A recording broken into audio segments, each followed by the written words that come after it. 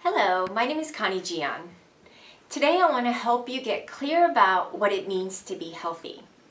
So to put things in perspective, let me share with you my story. So it was just another typical day on campus, just before spring break. I remember my classmates and I were sitting out on the lawn on a beautiful sunny afternoon, studying for our midterms, which is what we used to do. And as somebody who tends to border on obsessive compulsive, I was truly stressed. Stressed because I wanted to do well and it was midterm week. And because of spring air full of pollens, I was experiencing hay fever like never before. I began to scratch myself and sneeze every other minute and ultimately had to head home because I felt so bad. And by the time I got home, I had full-blown hives on my back. I immediately went to the student health center and got some Benadryl to calm my reaction down. I never fully recovered from that episode of what seemed like a harmless allergic reaction to the pollen. So immediately after the midterm, I went snowboarding for the first time and fell on my derriere multiple times. And it wasn't a graceful experience by any means. I remember feeling extremely fatigued after our trip and began to notice rashes around all my joints and face and began to lose hair rapidly as time passed. So a little confession time. For me, as I was losing my hair rapidly, it was causing bald spots on my head. It's called alopecia. So I learned how vain I was. I wasn't so much worried about being sick. When it affected the way I looked, I found that I cared much more about how I looked, and being sick really became secondary. So often I meet patients who are focused on losing weight, despite how sick they are. If only we can look better, we'd feel better. No judgment from me, as I so understand that. So fast forward multiple visits to various doctors, from internal medicine, infectious disease, dermatology to cardiology.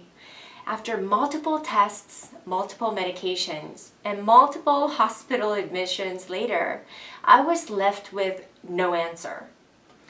I'll share details of my story later, but for today, I wanted to share this experience with you to let you know I was out of my mind, frustrated, scared, and confused. That brings me to the point of today's story. Just before I got sick, I was a self-proclaimed health expert. I was disciplined and restricted most foods that you weren't supposed to have. Forget eating in moderation. I restricted what I believed were bad foods, anything fried, meats, or sweets. I believed this was the only way to be healthy and have my physical appearance be up to standards I had set for myself at the time. That is, until I, of all people, got diagnosed with lupus. So my entire mindset regarding health was reframed after I was diagnosed. So today, let me share with you my perspective on what health really means to me. So to me, health is the ability to ride bikes around town, which I did over the weekend, for 3 hours and enjoy time with those who you love. And on a beautiful day, it's being able to go for a long hike and enjoy nature without feeling like you hurt too much to do anything. And it's being able to enjoy a cold glass of beer after that hike without fearing an upset stomach so bad that you refrain. It's having wine with your dinner without fearing a headache. And it's also devouring apple pie a la mode without stressing over the consequences, which I love to do sometimes. So to me, these are the sweet joys of life that you're entitled to. And I have to be honest, 80% of the time I drink green juice, eat organic, don't really crave the dessert or wine. Well, maybe not wine, because I always love wine with my meals. However, 20% of the time, I enjoy and savor the flavor of life and enjoy vices in moderation. I've worked really hard to get to this place with my disease. While I'm not free from my disease, I manage it rather than being managed by it. So how did I do it? I let my body heal and allowed myself to feel and created smart balance in my life, which I continue to work on. I learned to look at the overall picture and not only focus on the tiny details. So today, I challenge you to answer the following questions.